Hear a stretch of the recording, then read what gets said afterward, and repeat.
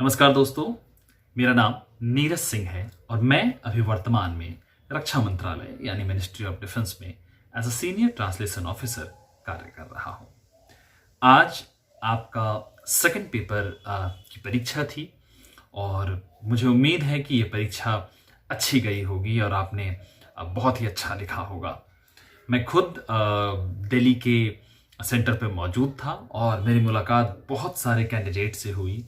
बहुत सारे लोगों से मुझे बातचीत करने का मौका मिला। उन्होंने कुछ ने अपने प्रॉब्लम्स बताए और कुछ लोग बहुत कॉन्फिडेंट थे परीक्षा के पहले। कुछ लोगों के मन में बहुत सारे संदेह थे, बहुत सारी बातें पूछ रहे थे।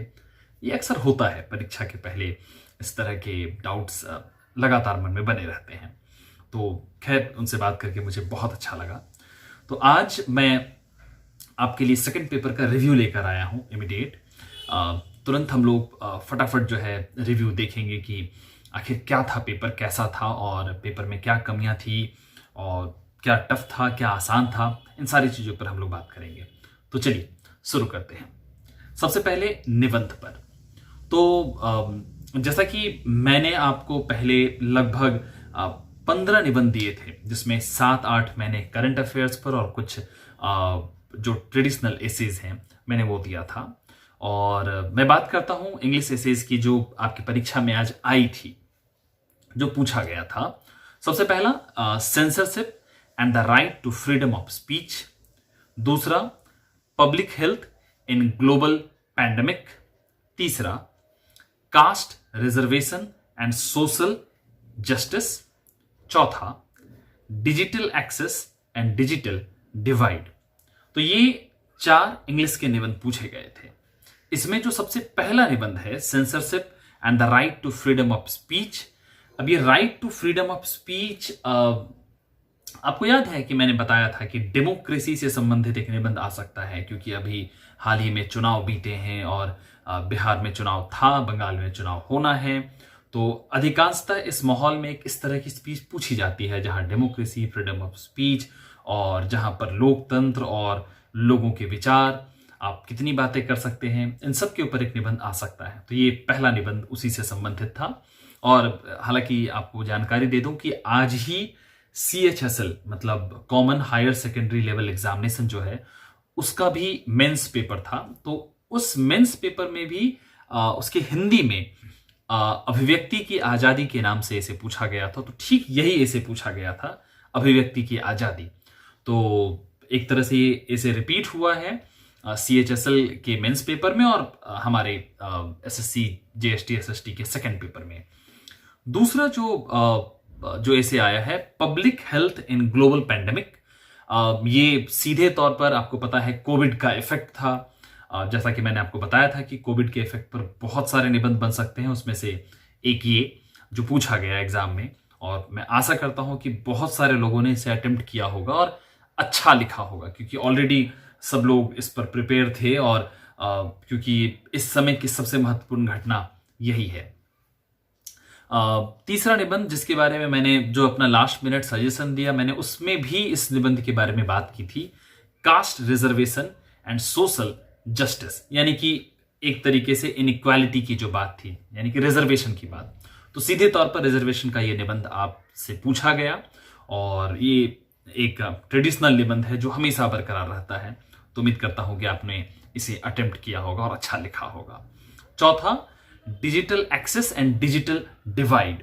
ये भी कोविड के बदले हुए स्वरूप का एक हिस्सा है, क्योंकि कोविड के पहले डिजिटलीकरण जो था, डिजिटलाइजेशन जो था, वो इस रूप में इतने बड़े तौर पर नहीं जाना गया था। लेकिन कोविड ने इस डिजिटलीकरण को और अधिक पनपने का, फलने फूलने का मौका दिया।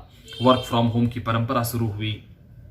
साथ ही साथ स्कूल और जितने भी इंस्टीट्यूट थे, सबने ऑनलाइन सिस्टम से ही शिक्षा व्यवस्था प्रारंभ की। और मैं भी आपसे इसी दौर में जुड़ा हूं, तो वो भी आप जोड़ सकते हैं कि ये भी डिजिटलीकरण का ही हिस्सा था। खैर, तो आशा करता हूं कि आपने इसे भी अच्छे ढंग से लिखा होगा। तो ये 4 इंग्लिश के निबंध जो एग्जाम में पूछे गए थे। अब 4 हिंदी के निबंध।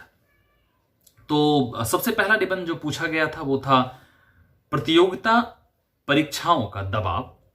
दूसरा, भारत में पर्यटन की स्थिति। तीसरा, मृत्युदंड सही या गलत। चौथा, भारत में शुद्ध पेयजल की समस्या। तो यहां पर 4 हिंदी के निबंध पूछे गए। इसमें से 2 निबंध मैंने आपको पहले ही सजेस्ट किया था। पहला, प्रतियोगिता परीक्षाओं का दबाव।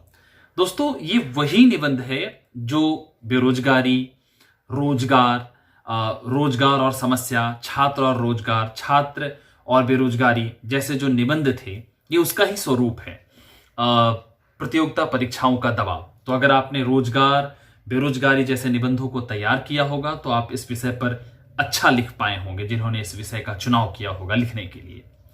दूसरा, भारत में पर्यटन की स्थिति।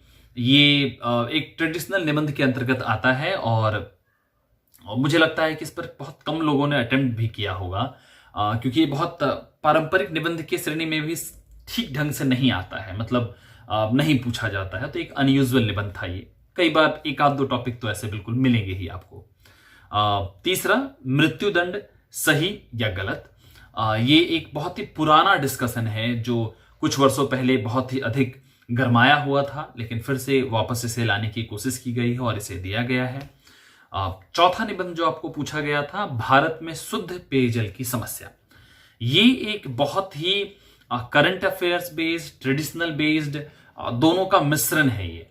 यानी कि पर्यावरण मैंने आपको सुझाव दिया था, तो ये पर्यावरण का ही एक अंग है, एक पार्ट है।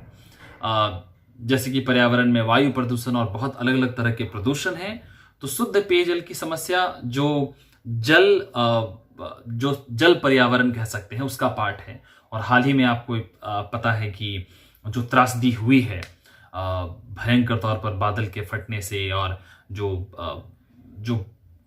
आपको याद है उत्तराखंड में जो घटनाएं घटी हैं जो दुखद है, आप उनको भी इसमें जोड़ सकते हैं। ये उसी का पार्ट था और जिन्होंने लिखा होगा वो उम्मीद करता हूं कि बेहतर उन्होंने वो लिख पाए होंगे इसे, इन सारी बातों को जोड़ते हुए। तो ये 4 हिंदी के निबंध थे। तो मुझे जरूर बताइएगा सबसे पहले कि आपने कौन सा निबंध अटेम्प्ट किया और आपका निबंध कैसा रहा। मैं ये जानने का इच्छुक हूं। अब कुछ महत्वपूर्ण बातें जो ट्रांसलेशन से संबंधित हैं। तो दोस्तों, 2 ट्रांसलेशन पूछे गए आपको, जैसा कि पता है, एक इंग्लिश से हिंदी और एक हिंदी से इंग्लिश। तो एक डिफिकल्टी आज की परीक्षा में जो महत्वपूर्ण रही